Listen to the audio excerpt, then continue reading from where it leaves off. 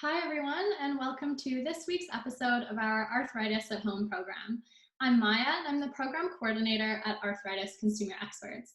I'm so happy to be joined by Julia Chayko today to discuss her experiences living with rheumatoid arthritis and working in the arts during COVID-19. JG Chayko is a writer, actress, and international arthritis advocate from Vancouver, BC. She's published poetry, fiction, and creative nonfiction. She created her blog, The Old Lady in My Bones, shortly after a diagnosis of early rheumatoid arthritis, and has since gone on to contribute articles to other websites, magazines, and a book on living with rheumatic disease. A graduate from the Writer's Studio, she is currently working on her first novel. Thank you so much for joining us today, Julia. Oh, you're welcome. I'm glad to be here. Well, it's our pleasure to have you. So to begin with, I would love it if you could tell me a bit about your work as a writer and actress and how it's been impacted by COVID. I'll start with the acting part of that because that really has been impacted by COVID. So I'm a live theater actress. So because of COVID, there has been no theater shows this year. All the shows that were slated for their seasons, they've all been canceled or they've all been delayed. And that's for obvious reasons. We can't have people gathering in a theater all together indoors. You're often in close contact in a theater, both audience and casting crew. Depending on the shows you do, there's actors kissing on stage or getting, very physical on stage, and audience members, they're pretty close beside each other. So all the live theater stuff has been canceled. Writing is, it can be done anywhere, anytime. It doesn't matter if there's a pandemic on, it doesn't matter. It's done in the home. It's a very solitary profession, a very solitary career. So it's interesting. I have these two dynamics where theater is very social, and you've got all these people around you, and it's you're the extrovert and you're on the stage, and then there's the writing side, which is you just sort of curl up in your little writing spot with your notebooks and your computer and your stories, and you just people come to talk to you and you're shooing them away. Go away. So two very different spectrums of the arts work that I do. So It sounds like, it must be difficult. Like, that's a big loss not having theater and everything that year. This year, don't know about next year. I imagine that'd be a very difficult thing. So I'd be curious to know how you're maintaining your sanity during this time, as we all are, and your creativity as you continue to write as well. Yeah, that's actually very easy. So I've been writing my whole life, and right now I'm currently working on a novel. So I have been able to work on that during this year. It's been able to sort of pull most of my focus, not having to go to rehearsals, not having to go to the theater. I have found a little way to keep going with theater this year, though. I've been recording some of the old radio shows from the 1940s and 1930s. And so I've done about 3 of those shows now with a company out of New Jersey and in New York. So there is a way to sort of keep going theatrically, just this time it's with your voice instead of on a live stage, and so you still get that creative aspect of bringing a character to life. So it's actually been pretty good. So I do miss the live theater, but it hasn't, I'm still able to sort of move forward with these different ways of expressing myself. So it's been good. That's great. I'm so happy that there's still platforms for actors and actresses to express themselves and keep doing their work during COVID. Yeah. So that kind of brings me to my next question of how are you staying connected with friends during this time, family, and managing your stress, whether that stress be related to your disease activity, work, or other challenges? Yeah. So I've been keeping contact with both friends and family. So with my immediate family, you're talking my parents and my brother, my in-laws, is basically we will go and we'll do a social distance visit in their yard outside. It's been a fantastic summer for that. So we have been able to remain in touch that way and sort of visit safely and still be with each other. For a while in the very beginning, I was doing, and actually I still do this with two of my girlfriends, we have Zoom cocktail hours. So every couple of weeks or every 3 weeks, we choose a Saturday night and we just hook up on Zoom and we have a cocktail hour, and, we'll make our own drink here and then just sort of catch up on things. So it's been good, and sort of we're still staying connected in that way. I have found this year very strange. I know it's a pandemic year. I know lots of people are struggling with this pandemic. I have found this year to be very good for me, and I'll tell you why. It's so strange. COVID has actually forced me to slow down a little bit. And by slowing down, I'm able to sort of focus on the smaller details in my life. I'm a little more insular. And that has actually been less stressful than sort of, the hectic life that we're running around doing all the time, right? So I find that I'm more relaxed.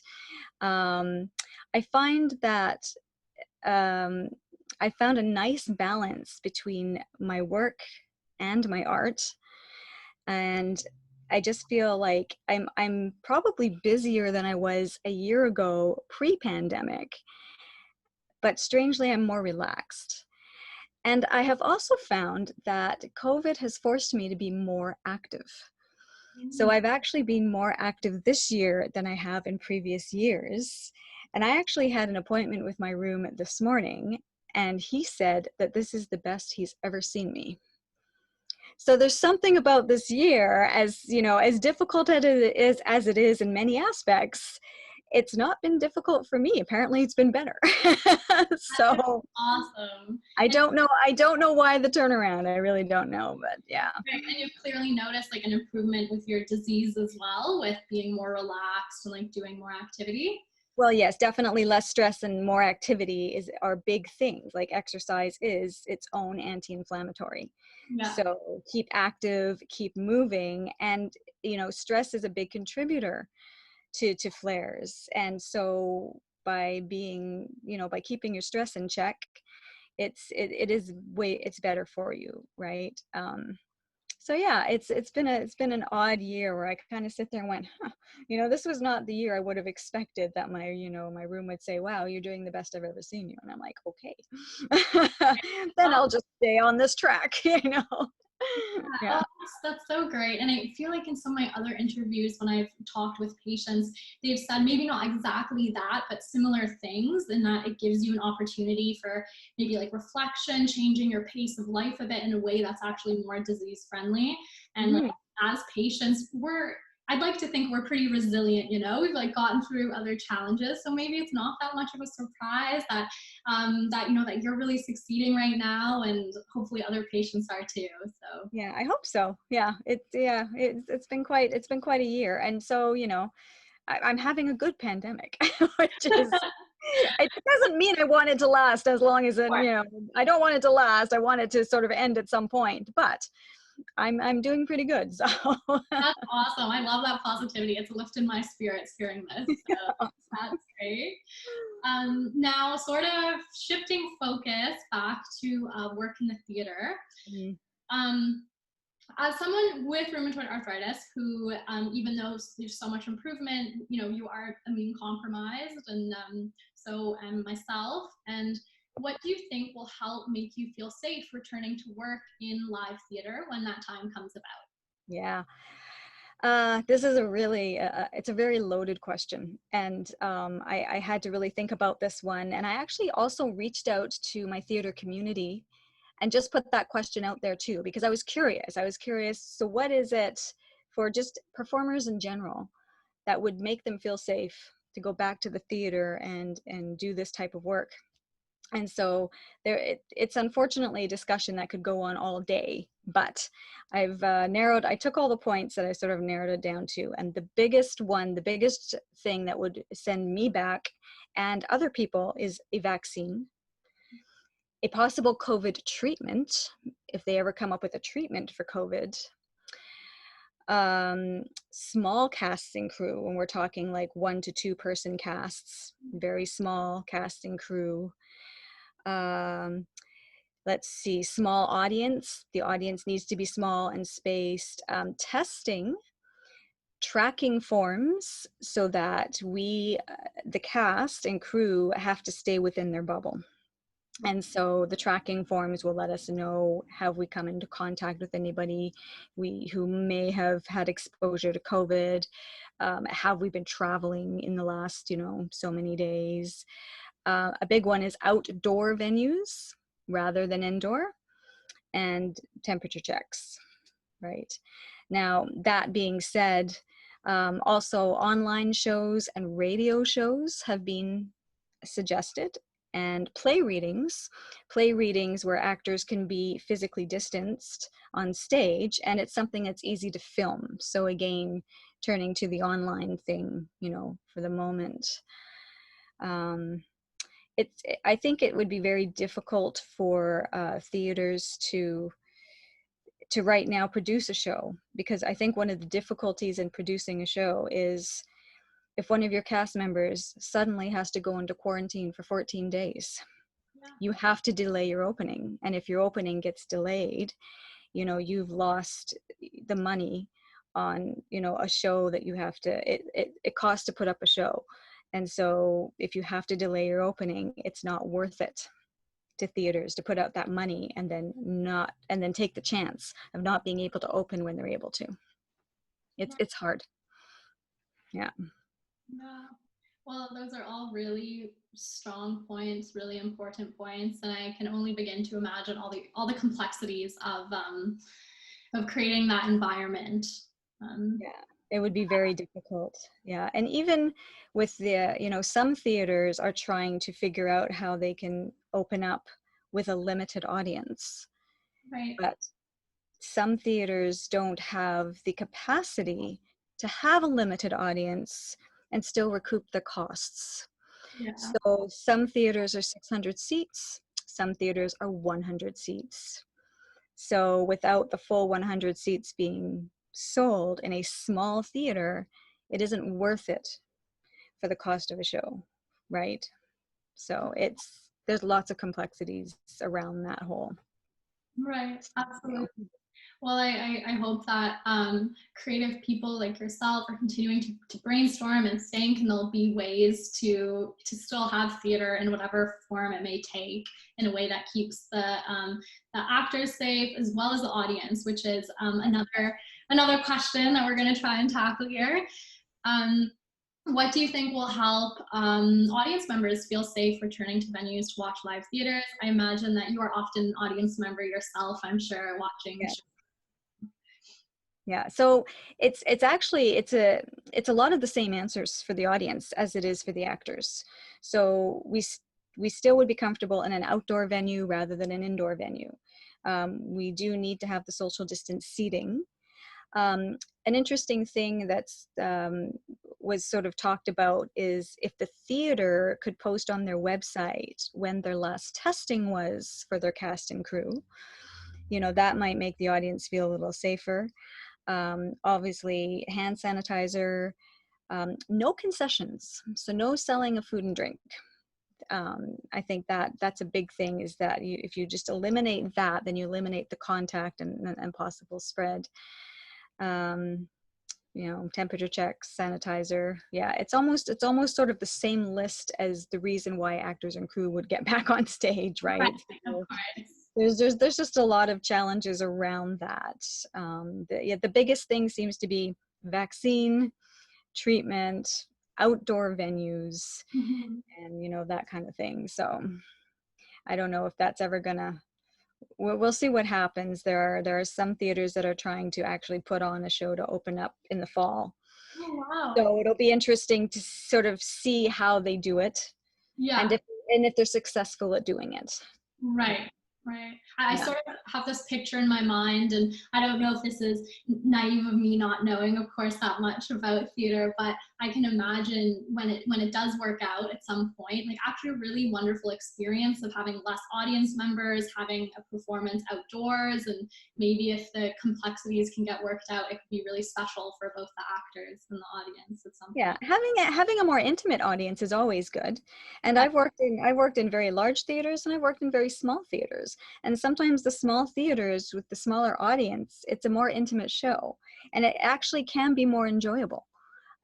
So that could possibly work if they have an outdoor venue, you know, and a smaller audience in an outdoor venue. That could possibly work.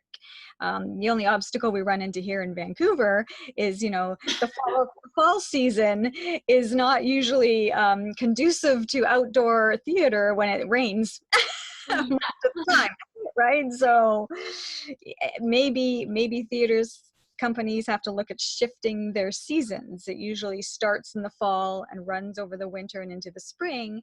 Maybe they have to start in the spring and run over the summer. Maybe that's an option. I really don't know for outdoors, but yeah, there's always that. There's always the where we live in the world, the climate will make a big difference of whether we're all sitting outside in the November rain or whether we're outside in the sun, right? So Definitely, that is definitely true. And as my last question here, I'd like to know if you have any final words of wisdom that you would like to offer to your community of artists and actors, people returning to work in this environment or not returning to work in this environment. And I'm sure some members of your community are also, you know, living with arthritis or other chronic diseases. So, I think the only thing I can really say is just do what feels comfortable to you. Right now, there's no need for, you know, if you don't feel comfortable going back to work environment and you can still do your job from home, then stay where you are, stay where the comfort is until you feel, you know, secure enough to go back to whether it be the office, the theater, the stage, where, you know, wherever it is you're going to go back to. I think too, just in general, don't sweat the small stuff. You know, we've all heard this phrase, but it seems to be more important now that we're living in such an isolated world. So you just sort of just one day at a time, one breath at a time, and celebrate, you know, in terms of disease and day to day with your disease, just celebrate your small victories, no matter what they might be. You know, if today the only thing you could do is get out of bed and go have a shower, there's nothing wrong with that. Good for you. You did it. You got out of bed, you went and had a shower. Celebrate that. Get a cup of tea, your favorite cup of tea, sit on the couch and enjoy just that moment. So enjoy little moments and celebrate little victories. And I think you feel more confident in yourself when you do that. Yeah. thank you, Julia. That's really important advice. I'm really happy that you emphasized that, especially important right now to be kind to ourselves, celebrate the small things and our daily victories. Yeah, don't put the pressure on yourself if it doesn't need to be there. There's no need for it. And it's okay to slow down. And that took me, who, you know, a long time to learn. You know, I'm the road runner who wants to go down the highway and not stop, and, you know, until a boulder tries to stop me. But yeah, it is important. It's okay to slow down, and it's okay to just, you know, take a smaller pace for yourself.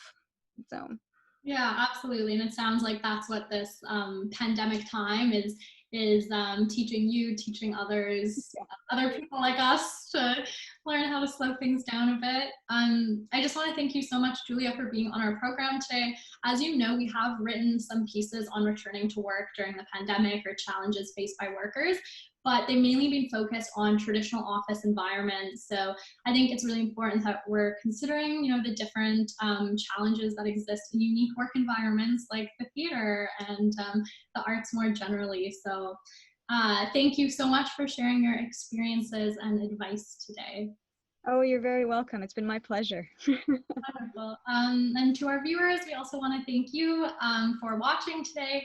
Please feel free to leave any feedback that you have on our social media or wherever you are watching this video. And don't forget to tune into future Arthritis at Home programs, which are released every Thursday.